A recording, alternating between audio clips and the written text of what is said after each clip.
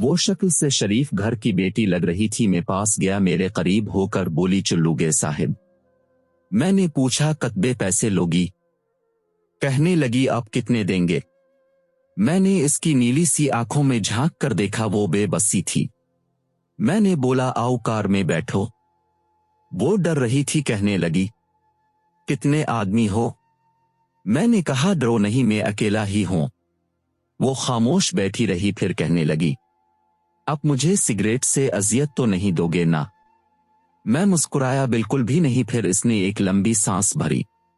अब मेरे साथ कोई जुल्म तो नहीं करेंगे ना?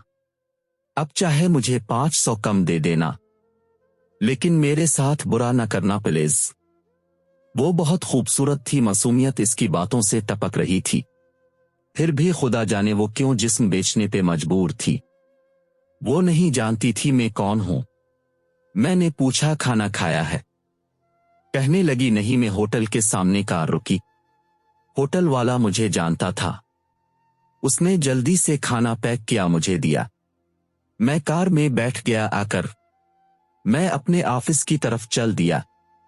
चौकीदार ने दरवाजा खोला। मैं कार पार्क की, रात के 11 बज रहे थे। सब अपना अपना काम कर रहे थे। वो मुसलसल मेरी तरफ देखे जा रही थी। मैंने खाना प्लेट में डाला, उसे कहा, हाथ धो लो। वो कहने लगी, मैंने नहीं खाना। मैंने प्यार से कहा, डरो नहीं, कुछ नहीं होगा। वो हाथ धोकर आई, मेरे सामने कुर्सी पे बैठ गई और खाना खाने लगी। जब खाना खा लिया तो कुछ खाना बच गया। कहने लगी, ये मैं घर ले जा सकती हूं? मैं मुस्कुराया, बिल्कुल भी नहीं। वो चुप हो गई, बुर्का उतारने लगी। मैंने कहा, रुक जाए, मेरे पास आकर बैठ जाएं। वो हैरान थी। मेरी आंखों में देखकर बोली, जल्दी से अहना काम करे, मुझे वापस छोड़ आए। मैंने कहा, नहीं पूछूंगा। क्यों करती हो ऐसा? क्यों बेचती हो जिस्म? बस इतना कहूंगा, छोड़ सकती हो क्या? ये सब वो मेरे चेहरे की तरफ देखने लगी। अब पागल लग रहे मुझे। मैंने उसकी आंखों में देखा, हाँ पागल ही हूं, सब पागल ही समझते हैं मुझे। वो कहने लगी, अगर कुछ करना नहीं है तो मुझे वापस छोड़कर आओ। मैंने इसके सर पे हाथ रखा, फिर पर्स से 30,000 निकाले, इसके हाथ पे रखे। वो हैरान थी, कहने लगी, मैंने नहीं लेने, आप क्यों दे रहे हैं ये पैसे मुझे? मैंने इसके चेहरे पे एक थकन महसूस की थी। वो अपने आंसू रोके बैठी थी, बार बार कह रही थी, मुझे बस वापस छोड़कर आओ, मुझे डर लग रहा है। मैंने इसे यकीन दिलाया, डरने की कोई बात नहीं है। अच्छा बुतो ना बहुत दर्द दिया ना जिंदगी ने। ये सुनना था। उसकी आंखें नम हो गई थीं, जैसे कोई क़यामत गिर गई हो इस पे। मैं समझ चुका था, कोई बहुत बड़ा दर्द लिए घूम रही है।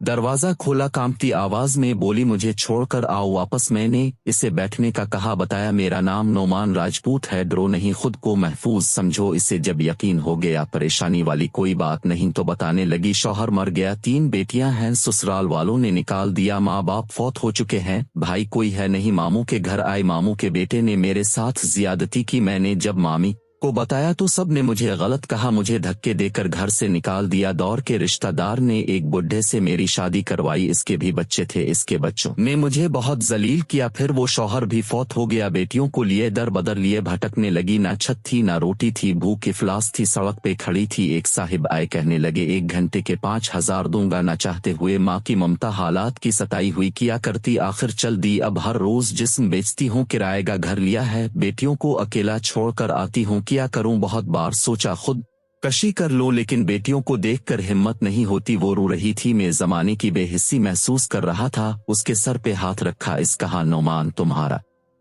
भाई है, आज से तुम अपनी बेटियों को लो और मेरे ऑफिस के ऊपर वाले एक रूम में रहो। वो यकीन नहीं कर पा रही थी। कार में बिठाया, उसके घर पहुंचा, बेटियां सोई हुई थीं, बहुत प्यारी थीं, गोद में उठाया, दिल को सुकून मिला। वो मुसलसल रोए जा रही थी। मुझे कहने लगी, अब फरिश्ते हैं, अब कौन है? मैं इसे अपने ऑफिस ले आया। वो दुआएं देने लगी, झोली उठाकर न जाने कितनी दुआएं देती रही। मैंने इसे कहा, जाकर सो जाएं। अपने ऑफिस रूम में गया, मेरे सामने से वो चेहरा गुजरा जो एक लड़की अपने शौहर से झगड़ा रही थी, उसे कह रही थी, मुझे तलाक दो, तुमको मेरी कदर ही नहीं है। वो अपना घर जला रही थी अपनी बेवकूफ़ी की वजह से। वो बेचारी किया जाने जमाने की तलखियां किया होती हैं, जमाने का डसना किया होता है। मैं बताना चाहता था अपना घर जानबूझकर उजाड़ने वाली लड़कियों को तलाक़ें लेना आसान है, इसके बाद जीना मौत है। कभी सास का रोना, कभी नंद का सियापा, कभी झटनी से लड़ाई, ये हर घर की बात है। इसका हरगिज मतलब तलाक लेना घर उजाड़ना नहीं है। कम उम्री में ही मेरे सर के बाल सफेद हो गए हैं। हजारों आंखों के आंसू देखकर अपने घरों को आबाद रखो, खुदा की किस्म एक वक्त आता कि ना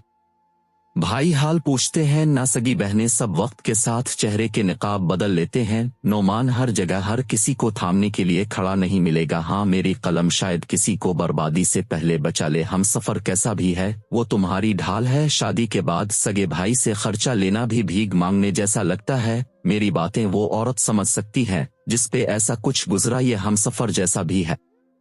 वो तुम्हारा लिबास है, याद रखना जमाने के लिए तुम सिर्फ गोश्त का एक टुकड़ा हो। वो जमाने गुजरे, मुद्दत हुई जब रिश्तों का पास रखा जाता था। अब रिश्तों से खेला जा सकता है, हवस पूरी की जा सकती है, फिर फेंक दिया जाता है। हाँ, किस्मत में लिखा हम बदल नहीं सकते, लेकिन किस्मत खुद लिख भी सकते हैं। सब्र बर्दाश्त और झक्कर न जाने कितनी औरतें सिर्फ इसलिए घर उजाड़ लेती हैं कि इसका शौहर इसको टाइम नहीं देता। हाँ, ये शको करना दुरुस्त है, लेकिन क्या गारंटी है इसके बाद जिंदगी में आने वाला इससे भी ज्यादा बुरा हो। सिर्फ एक जिंदगी है, इसको मोहब्बत प्यार समझदारी के साथ गुजार लो। मैं इस मुआशरे को मुआशरा नहीं कहता बल्कि बदबूदार समाज कहता हूँ। यहाँ जगह जगह पे लुटेरे खड़े हैं, इज्जतों के, ख्वाहिशों के भरम के, भरोसे के, एतबार के।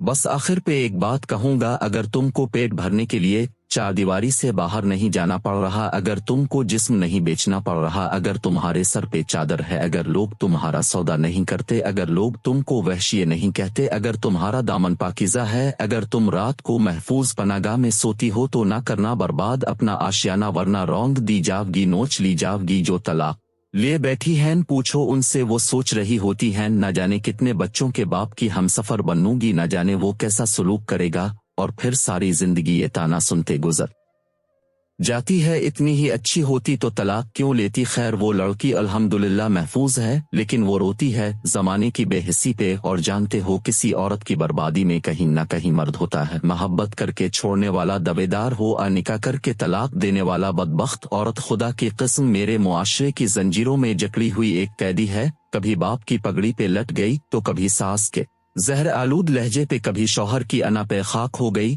तो कभी औलाद की वजह से मर्द। अगर समझ जाए मेरी इस तहरीर को तो शायद मेरा मुआशरा बदल जाए। हाँ, कुछ औरतें होती हैं बाजारों जिनको जितनी भी इज्जत दे दो वो इज्जत की चादर से ज्यादा बाजार की रौनक बनना पसंद करती हैं। फिर ऐसी बदबख्त औरतें एक बदबूदार मुआशरे को जन्म देती हैं।